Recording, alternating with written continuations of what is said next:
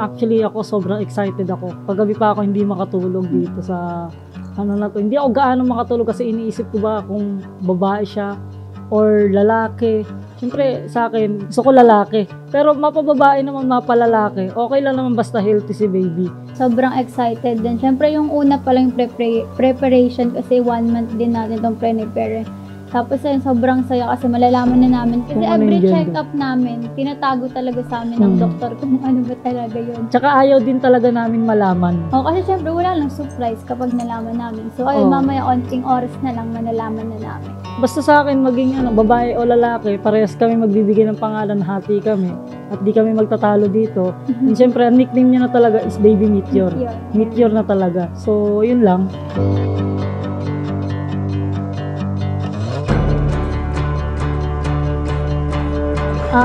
Bakit ang nickname niya is Meteor or pangalan niya is Meteor? Kasi dati nickname is pa lang yun. Nickname nga, nickname ni Meteor. Hindi pa yung totally pangalan.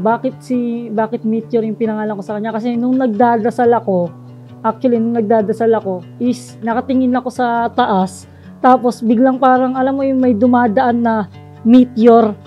Tapos parang doon ako nagdadasal. Doon ka nag-wish? Doon ako nag-wish na magkaroon kami ng baby, ganon. At eto na nga, dumating na nga. At yun na nga, pinangalan na nga namin is si Meteor.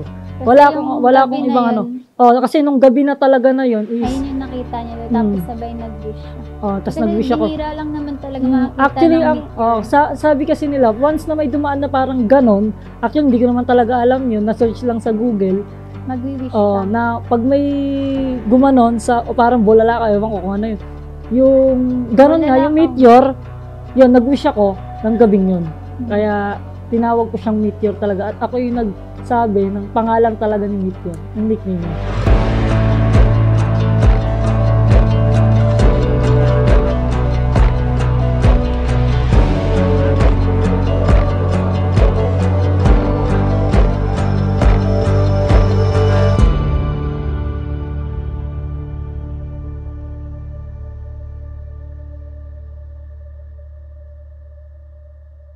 Actually, ang feeling ko naman, umulan, umaraw, yung blessing kasi nandito pa rin yan eh.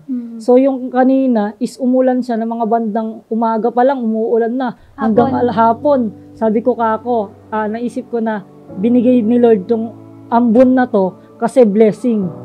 Pero kanina, nung nalaman ko lumalakas-lakas na, parang sabi ko, bagyo na ata to. Tuloy pa rin siya. Actually, meron naman kaming venue dito sa loob. At meron din naman kaming venue sa labas. Pero meron naman nag-aasikaso at meron naman naglalagay ng tent para matuloy at maging masaya na ang lahat. Yes. At malaman na kung ano talaga yung gender ni baby. Babae ba o lalaki.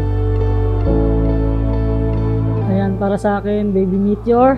Excited na si Daddy. Babae ka man o lalaki. Siyempre si Mami din excited din para sa paglabas mo. At malaman namin babae o lalaki ka, basta mahal na mahal ka namin. At gagawin namin ng lahat paglabas mo, hanggang sa paglaki mo, maging masaya ka lang. Gagawin namin ng lahat ng mami mo. Promise yan, love you. Mwah, mwah, mwah, mwah.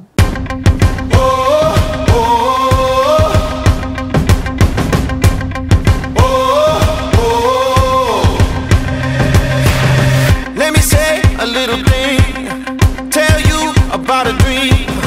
All our friends, you and me, we were dancing in the streets.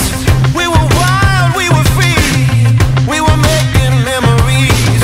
I'm gonna shout, I'm gonna sing, yeah. Give you something to believe in. 1, 2, 3, let's go, let's go. 1, 2, 3, let's go. Let me show you, show you. You know that I got that soul, yeah. Show you, show you. You know that I got that soul, yeah.